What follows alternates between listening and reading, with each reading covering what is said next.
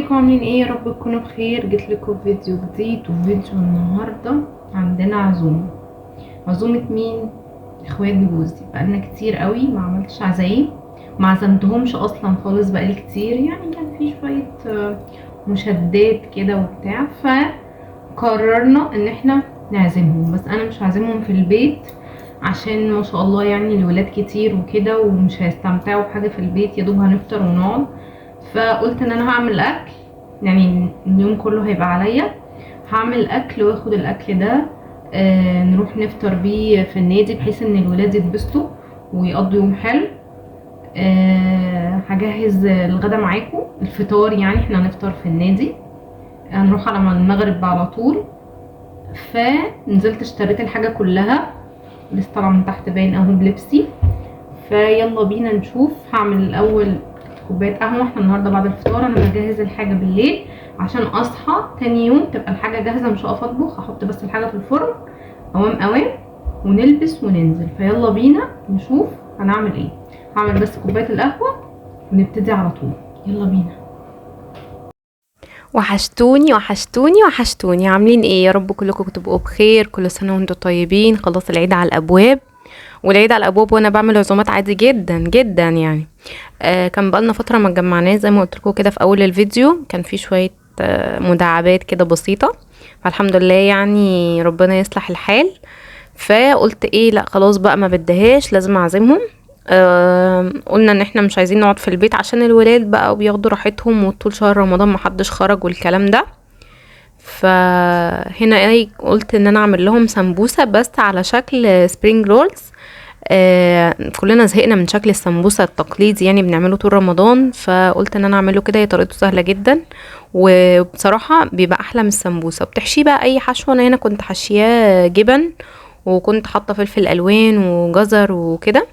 والبولة دي اللي هي اللي هي اللي بقفل بيها دي، والمية اللي بقفل بيه. انا عملت شوية حاجات كده، ما اشتريناش اي حاجة من بره، هو بس حتى الحلويات عملتها في البيت. قلت لا مش لازم بقى نجيب حاجة من بره، تكلفة بتكلفة. الحاجة الوحيدة بس اللي انا اشتريتها من بره هي الفراخ. جوزي مرضاش ان احنا نعمل فراخ، يعني اشترينا فراخ وسويناها شويناها بره، لانهم كانوا عايزين ياكلوا فراخ مشوية، فقلنا نشويها بره. هنا بقى ايه، كنت زي ما قلت لكم بقى، نزلت جبت الخضار والفلفل الالوان والكلام ده، عشان كنت هعمل مكرونه بشاميل. فكنت عايزه احط يعني في المكرونه خضار وكده. فنزلت بقى اشتريت ايه، فلفلتين وجزر بقى والكلام ده. انا بشتري الفلفل الالوان، بشتريه يعني واحده وواحده، ما بشتريش كميه كبيره عشان ما يبص مني، ولما يخلصوا اجيب غيرهم وهكذا. ده بصراحه بيوفر معايا وبيخليني ما اهدرش يعني في الخضار. قولولي بقى انتوا عاملين ايه، واشتريتوا لبس العيد ولا لسه؟ انا عايزه اقول لكم ان الاسعار، يا نهار ابيض على الاسعار، مش قادره اوصف لكم الاسعار فعلا عامله ازاي. او اللي هو الله يكون في عون اللي عندهم ولد واتنين وتلاتة. حقيقي يعني انا معايا ولد واحد وبشتكي من الاسعار، اما اللي عندهم بقى اتنين وتلاتة الله يكون في عونهم بصراحة.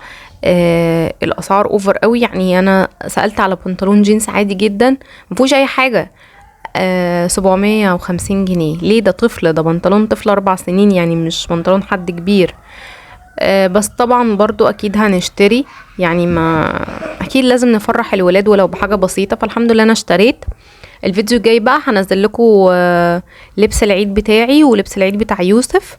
عايزه اقول لكم ان انا يعني جبت لبس كتير ليا، لان انا خسيت جدا. ولما طلعت الصيفي بقى بتاعي لقيت ان الصيفي مفيش حاجه جايه عليا خالص نهائي. هكمل لكم. بس هنا المفروض ان انا بعمل تعصيق. هنا بقى انا جبت حله وحطيت فيها شويه زيت صغيرين وحته سمنه، وحطيت فيها البصله عشان اعمل التعصيجه بتاعه اللحمه المفرومه. بخلي البصل يدبل كده، ونزلت بفص ثوم. انا ما بحبش احط بهارات في اللحمه المفرومه كتير، وما بحبش احط برضو فيها يعني سمنه وزيت كتير، لان انا كده كده البشاميل بيبقى غرقان اصلا سمنه. فمش بحب المكرونه تبقى ايه، تلكم كده، لا يعني بحبها تبقى عادي اللي هو الواحد ياكلها ما يتعبش. هنا بقى ايه، نزلت بشويه فلفل الوان وشويه جزر مبشور بعد ما خلاص اديت للحمه صدمه وغيرت لونها. هبتدي بقى ان انا اقلب، وبعدين انزل بالبهارات. انا بحط ايه بهارات، بحط ملح وفلفل اسود، وبحط بابريكا وشويه قرفه، وممكن شويه كزبره ومكعب مرقه. مكعب المرقه بيدي طعم تحفه للحمه المفرومه. هو اختياري، عايزه تحطيه حطيه، مش عايزه براحتك. وبظبط بقى الملح كده، وهغطيها واسيبها تتشرب. وهجيب بقى صينيه او حله او حاجه تانية اعمل فيها سجق، لان انا كنت هعمل واحده بالسجق وواحده باللحمه المفرومه، بس السجق ده ما عجبنيش، كواليتي بتاعه ما عجبنيش. فكيته كده من بعضه وغسلته وحطيته كده ياخد صدمه. وهنزل برضو عليه بشويه خضار، بس حسيت ان الكواليتي بتاعه مش احسن حاجه، مع ان الراجل قال لي ان ده سجق بلدي والكلام ده، بس لا، ما حسيتوش احسن حاجه يعني. بس الحمد لله اليوم كان حلو والاكل عجبهم والدنيا ظبطت يعني. طبعا انا ما بتبلش السجق قوي، لان هو كده كده اوريدي بيبقى متبل، فما بتبلوش قوي. بحط بس شويه ملح، شويه بابريكا تدي لون، ممكن شويه قرفه برضو، هو كده كده بيجي متبل. انا بظبط الملح بتاعه بس مش اكتر، عشان ما تبقاش البهارات كتيره قوي فتجزع النفس. وزودته شويه ميه عشان يستوي وغطيته. هنا بقى قلت ايه، عقبال ما الحاجه تستوي مش هقف بقى جنبها، انا بقول لكم انا بجهز الحاجات دي من بالليل. كان عندي شويه كنافه، قلت ايه هعمل لهم كنافه رول بالجلاش يعني. فقلت ان انا ايه، محتاجه ان انا اضرب الكنافه انعمها خالص، عايزاها تبقى مفتته كده عشان اعرف ايه احشيها في الجلاش. فجبت الكبه وبدات ان انا ايه افكها كده من بعض عشان ما تلفش على سكينه الكبه. انا اول مره اعمل حلويات على فكره. انا في العادي او في طبعي ما بحبش اعمل حلويات عشان هي بتبوظ مني، فلما عملتها صراحه عجبتهم، وفعلا ما بقاش حاجه منه. ما كنتش متوقعه كده، كنت متوقعه بقى اللي هو ايه اول مره وهتطلع بقى مش قادره اقول لكم استغفر الله العظيم محدش هيقرب لها، بس طلعت حلوه بصراحه. و بس الفكره ان انا اصلا انتوا عارفين عشان عامله دايت وكده، فما ما بدوقش الحلويات يعني، حتى ما باكلهاش. عملته مرتين 3 بعد كده وما اكلتش منه، ان انا اصلا منع حلويات تماما. وانا اصلا حاطه كميه سمنه في الكنافه دي رهيبه، وغير الشربات طبعا، فكميه كالوريز بقى يعني ما تعدوش. فقلت لا بلاها يعني. فهنا بقى جبت صينيه نظيفه، انا كنت عايزه احطها في الفرن وانجز نفسي، بس خفت تتلسع مني، عشان بقولكم ان دي اول مره اعمل الكنافه اللي هي المفتته الصغننه دي، فخفت تتلسع مني، لازم اشوحها كده وتاخد لون معين. فكنت قلقانه من الفرن شويه. شفت فيديو ان ممكن ان انا اعملها في الاير فراير، بس انا كنت بعمل حاجات تانية في الاير فراير ما حبيتش يعني. قلت ايه انجز وقت، انا عايزه اخلص يعني. انا اليوم ده والله نايمه بعد الفجر تقريبا، بعد الفجر بكتير، يمكن نايمه 6-7 الصبح. فهقعد بقى اقلب في الكنافه كده، طبعا بزودها سمنه، كميه سمنه رهيبه يعني. هي الكنافه اصلا حلاوتها في السمنه. عماله بقلب بقى كده عشان تاخد لون، وكل شويه احس ان انا محتاجه سمنه ازودها معلقه، وهكذا لحد ايه ابتدي بقى ان انا هدي النار عليها خالص، وابتدي ان انا كل شويه اقلبها يمين وشمال، افضل اقلب فيها بحيث انها ايه تاخد لون من كل الاتجاهات. طلعت حلوه جدا جدا جدا، مش قادره اقول لكم يعني. بصوا هي كده بدات ايه انها تبتدي تاخد اللون، لا انا مش عايزه اللون ده، انا عايزه اغمق من كده كمان. فهبتدي برضو افضل اقلبها لحد ما تاخد اللون اللي انا عايزاه. وهي كده كده اصلا بتغمق عن اللون اللي انا بشيلها من على النار، بتغمق درجه كمان. فانتوا حاولوا ان انتوا ما تدوهاش اللون الكامل على النار، لان لما تشيلوها هتغمق زياده. فحاولوا بس ان هي ايه على قد ما تقدروا كده انها ما تلسعش منكم. هنا برضو عماله اقلبها، كنت قلقانه منها جدا انها تتلسع مني. هي طريقتها سهله، وبعدين يعني منجزه، ما بتاخدش وقت خالص خالص خالص. اهم حاجه بس عشان تطلع معاكي مظبوطه وطريه من جوه مقرمشه من بره، تنزلي بالجلاش، تنزلي عليه بالشربات وهو سخن لسه طالع من الفرن، زي الكنافه كده وزي البسبوسه والحاجات دي. ده اللون اللي انا عايزاه. هنا بقى قلت هعمل الكريمه. حطيت انا شفت فيديو ان انا بحط لو انا عايزه اعمل الكميه قليله يعني بحط نص كيلو لبن و4 معالق نشا بس. فانا حبيت اجود بقى من عندي، ورحت حاطه ايه، كان عندي كريم شانتيه اللي هو الكياس بتاع دريم ده، حطيت منه شويه وحطيت فانيليا، قلت ومعلقتين سكر. بس سكر باودر. فقلت تجويده يعني مني، بحيث ان انا يعني ما جربتش الكريمه تبقى ساده كده قبل كده، فما كنتش عارفه طعمها هيبقى ايه في الجلاش، فخفت يبقى طعمها مش قوي يعني، فاهمين؟ فقلت لا اطعمها شويه واحط لها كريم شانتيه واحط لها شويه الفانيليا ومعلقتين السكر اللي هما ايه مش هيأثروا في حاجه، يعني ان الشربات اصلا المفروض يبقى تقيل ومسكر. بس قلت برضو ايه هجرب، مش هخسر حاجه، هي كده كده تجربه بتجربه واول مره اعملها، فان شاء الله تظبط يعني. والحمد لله ظبطت، والكريمه طلعت طعمها وريحتها تحفه يعني. وانا بعملها كده اول ما تقلت بقى، مش قادره اقول لكم الريحه كانت عامله ازاي، ريحتها كانت عامله زي المهلبيه كده. هنا بقى بقلب، طبعا ما تشيليش ايدك خالص خالص خالص، عشان اول ما تتقل تطفي عليها، وهي بقى ايه تسيبيها تبرد براحتها. بصوا هي كده ايه بدأت تتقل، فهطفي عليها على طول، مش هستنى. انا هاتي بوسه. هات بوسه. ما كلي ماشي.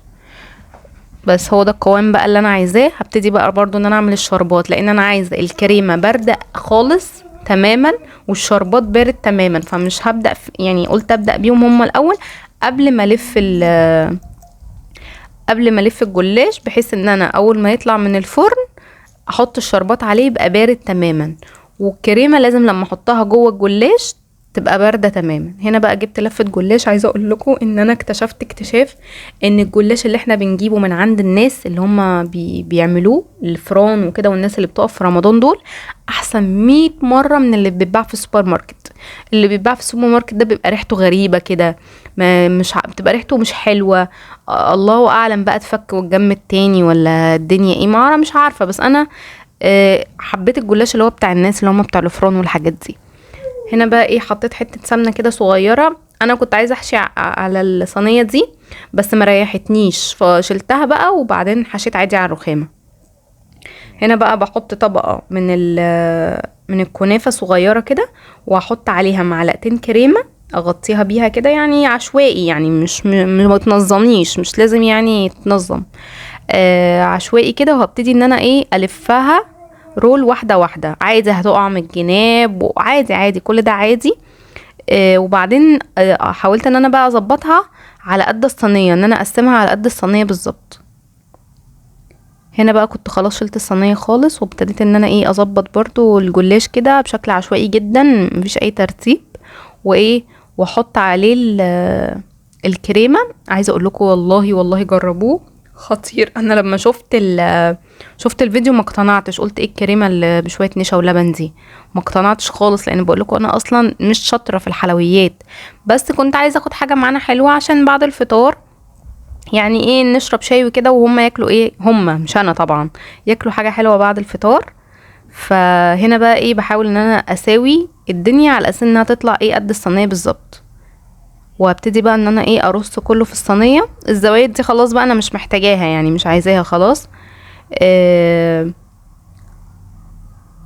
عايزه اقول لكم ان ريحتها كانت تحفه، وهي طالعه من الفرن كده ومقرمشه. وانا طبعا انت بتقطعيها قبل ما تدخليها الفرن، يعني لازم تتقطع الاول زي الجلاش العادي بالظبط. هنا بقى كنت خلاص خلصت، وابتديت ان انا ايه لازم تدهني الوش سمنه او زبده يعني اللي عندك عموما، وتبتدي بقى ان انت تكوني مسخنه الفرن من قبلها وانت شغاله طبعا، وبعدين ايه تدخليها والفرن سخن، وبعدين تقطعيها زيها زي الجلاش العادي، تقطعيها الاول وبعدين تدخليها بقى. وزي ما قلت لكم لازم الشربات يبقى بارد عشان اول ما تطلع تسقوها بقى الشربات. بصوا بقى بعد ما تطلع بقى شكلها عامل ازاي. انا شغلت عليها من تحت خدت لون، وبعدين شغلت عليها من فوق كده الشوايه دقيقتين ولا حاجه وخدت اللون ده. اهم حاجه الشربات يبقى تقيل. طبعا هنا انا حاولت بقى ان انا ايه احاول افكها عشان ما تتفرفتش مني، كنت قلقانه منها قوي. وعشان احطها في الفويل ده، انا كنت واخده كل الاطباق فويل، ما خدتش اطباق من البيت، كنت جايبه كل حاجه جاهزه بحيث ان احنا ناكل اللي ناكل فيه ونخلصه نرميه، يعني ما مش هروح بحاجه، فاهمين؟ فبدات ان انا ايه اقطع بقى فيه كده، كنت خايفه يتبهدل جدا، بس الحمد لله يعني حاولت على قد ما اقدر ايه ان انا اظبط الشكل. وارص بقى في العلبه يعني اللي انا جايبه. عايزه اقول لكم ان العلب الالومنيا دي طلعت تحفه بصراحه. انا كنت بجيب العلب البلاستيك، فطبعا كنت عايزه حاجه تحفظهم يعني، ويبقى ليها غطا، فما لقيتش انسب من العلب دي بصراحه عند الراجل يعني اللي بيبيع الحاجات دي. هغطيها بقى واشيلها بره على السفره، خلاص انا مش محتاجاها، فهشيلها بقى بره. ده خلاص عملته بالليل وسويته بالليل وحطيت الشربات وكل حاجه وغطيته وحطيته بره. هنا بقى حطيت معلقتين سمنه كبار او يعني 4 معالق، وحطيت 4 معالق دقيق عشان انا كنت عايزه اعمل بشاميل. وكنت حاطه المكرونه بتتسلق، حطيت 3 اكياس مكرونه لان انا قلت لكم اعمل صينيتين. بس انا بعد كده زودت، عملت بشاميل تاني لان حسيت ان البشاميل قليل، فعملت بشاميل تاني قبل ما اسويها. يعني الكلام ده قبل ما البس، يعني كانت على الساعه مثلا 2 او 3 العصر كده، عملت بشاميل تاني عشان حسيت ان البشاميل قليل، ما كفاش الصينيتين، لان انا جبت الصينيتين الالومنيا طلعوا كبار وانا ما كنتش فاكره ان هم كبار قوي كده. فحطيت هنا 1.5 كيلو لبن، وعملت بنص تاني، يعني انا تقريبا عملت 2.5 كيلو لبن على صينيتين بشاميل تقريبا يعني. بس فانا بقى بحط في البشاميل ايه، بحط ملح وفلفل اسود، وحطيت مكعبين مرقه، وحطيت شويه قرفه صغيرين بس مش اكتر من كده. حطيت مكعبين مرقه لان انا كنت حاطه كميه لبن كبيره، كنت حاطه 2 كيلو لبن تقريبا، فانا على الكيلو اللبن بحط مكعب مرقه واحد بس. عايزه اقول لكم انها بتطلع طعمها تحفه بجد، المرقه بتدي طعم خطير. هي مضره ومش حلوه في كل الاحوال، بس فعلا بتدي طعم حلو قوي. هقعد بقى اقلب فيه كده لحد ما يتقل، وبعدين هسيبه يبرد لحد ما تكون المكرونه اتسلقت. انا مش هسلقها سلق كامل عشان ما بحبهاش تطلع مهريه بصراحه، بسيبها كده تاخد 3/4 سوا واصفيها على طول، وببقى حاطه في الميه بتاعتها ملح وفلفل اسود. هقعد بقى اقلب فيه كده لحد ما يتقل، واول ما يتقل كده واحس ان هو بقبق بقى وكده وطلع فقاقيع، خلاص اطفي عليه بقى على طول. هو كده يعتبر البشاميل يعني استوى، هو ما بياخدش وقت اصلا. وفكره بقى خلي ايدك فيه على طول عشان ما يكلكعش ومش عارف ايه، ولا هيكلكع ولا هيعمل حاجه. انا عمري البشاميل ما كلكع معايا، ومش على طول ايدي فيه، يعني بسيبه شويه كده واقعد اقلب فيه واروح واجي واقلب فيه، ما بيكلكعش مني ولا اي حاجه من الكلام اللي بيتقال ده. ولا اعمليه على البارد ولا اعمليه على السخن او على النار وتيكي تيك وخلاص خلصنا، ولا هيكلكع ولا هيعمل اي حاجه. هيكلكع امتى؟ اول ما تنزلي باللبن. لو ما عملتيش على طول ايدك فيه اللي هو تقلبي على طول كده، اول ما ينزل اللبن هيكلكع. لكن في العادي لا، مش هيكلكع. هي الخطوه الاولانيه بس عشان انتي بتنزلي حاجه سخنه قوي عليها حاجه بارده، فطبيعي يعمل كده. هنا بقى قلت اعمل المكرونه كلها في شويه بشاميل، وبعدين هبتدي بقى ان انا اللي انا عملته في البشاميل ده هما بيحبوها جوسي يعني. فحطيت بقى في الصينيه من تحت. بص الصينيه كبيره ازاي، انا ما تخيلتش انها كبيره كده، يعني انا ما تخيلتش انها ممكن تاخد كميه البشاميل دي كلها، كنت زودت من الاول. ورصيت بقى اللحمه المفرومه كده تحت، وهحط بقى طبقه المكرونه التانية، وهحط بقى عليها البشاميل. هنا حسيت ان المكرونه ناقصه شويه بشاميل، عشان بقول لكم هما بيحبوها جوسي. فالحمد لله الاكل كفى. انا ما كنتش فاكره ان الصينيه كبيره، مع ان انا كنت متعمده ان انا اجيب الصينيه كبيره، لان احنا ما شاء الله عدد يعني. فما كنتش متخيله ان الصواني كبيره قوي كده، يعني هتاخد كميه البشاميل دي كلها. بس يعني فهنا بقى بظبط البشاميل، وقلت بقى ايه، هسيبها كده خلاص، هحطها في التلاجة بقى هي والصينيه التانية، والصبح بقى لما اصحى ان شاء الله قبل ما البس احطهم في الفرن، وبعدين ابتدي ان انا البس بقى كده. خلاص خلصت دي، هبتدي بقى ان انا اخد ايه، انا عامله 3 اكياس مكرونه على الصينيتين. هبتدي بقى اخد باقي المكرونه واحط بقى شويه بشاميل برضو، وهكذا نفس الخطوه هي. عايزه اقول لكم ان هي ولا نشفت ولا عملت اي حاجه، عادي لما حطيتها في التلاجة، لان هي دوب باتت. بس انا قلت لكم انا نايمه تقريبا الساعه 7 الصبح، فهي دوب 3-4 ساعات وطلعتها من التلاجة. هنا قلت برضو ايه، اعمل جلاش. يعني زي ما قلت لكم احنا عدد، فكنت عايزه حاجات سهله كده نعرف ناكلها، وكان معانا اطفال صغيره، فمش هنقعد بقى نحط لهم وبتاع، الحاجه تبقى قدامهم وهم ايه مدوا ايدهم ياخدوا يعني. بس انا ما كنتش جبت صينيه للجلاش، فقلت عادي هعمله في صينيه عندي عادي، وبعدين بعد ما يطلع يعني هبقى اقطعه واحطه في فويل، يعني زي اللي انا جايباه كده، كنت جايبه له فويل يعني. فهنا بقى بدات اعمل الطبقات. الجلاش سهل قوي يعني، اي حد يعرف يعمله، مش الجلاش مش ازمه، عادي كلنا بنعرف نعمله.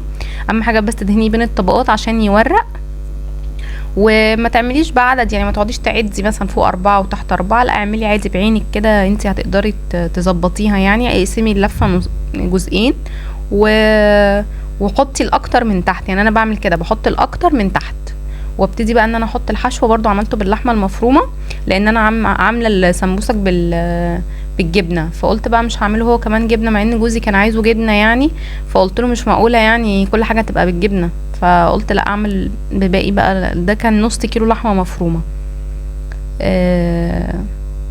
عملت بقى كده. عايزه اقول لكم ان الخضار والبصل والحاجات دي بيزود في كميه اللحمه المفرومه جدا، فهو مش استخسار ولا حاجه، بس يعني انا عن نفسي لما بحب اكل عند حد ما بحبش اكل المكرونه بشاميل مليانه لحمه، على قد ما بحب البشاميل اكتر من اللحمه. يعني احنا تقريبا كلنا كده، يعني اهلي كلهم كده بنحب نحس بالبشاميل اكتر. هنا بقى كان تاني يوم، فقلت بقى ان انا ايه عايزه اسقي. عملت ايه التشريبه يعني، حطيت لبن وبيضه وبيكنج باودر وشويه فلفل اسود، وحطيت بقى هنا الموتزاريلا والزيتون عليها على المكرونه، وحطيت شويه بقى سمسم وحبه البركه والكلام ده، وهدخلهم بقى الفرن عقبال ما البس عشان ما نتاخرش. بس ده اللي انا عملته. وزي ما قلت لكم الفراخ كان هنعدي على الراجل ناخدها لان كانت بتتشوي عند الراجل. هنا بقى كنت بحمر السبينج رولز او السمبوسك يعني. عايزه اقول لكم ان هي عجبتهم جدا جدا جدا، بس في حاجه انا ما عجبنيش ان انا احط فيها موتزاريلا. لا حسيت الموتزاريلا. طب ثواني وهرجع لكم. هنا بقى كنت بدأت اقفل في الحاجة لان احنا كنا متأخرين جدا، احنا نازلين من البيت تقريبا الساعة 5 والمغرب بيأذن 6:10.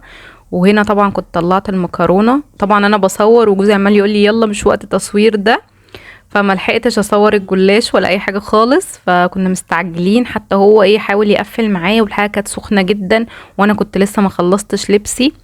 بس العزومة كانت حلوة وبس. هو ده كان فيديو النهاردة. ما تنسيش بقى تحطي لايك وتشتركي في القناة. يلا اشوفكم في فيديو جديد. باي باي.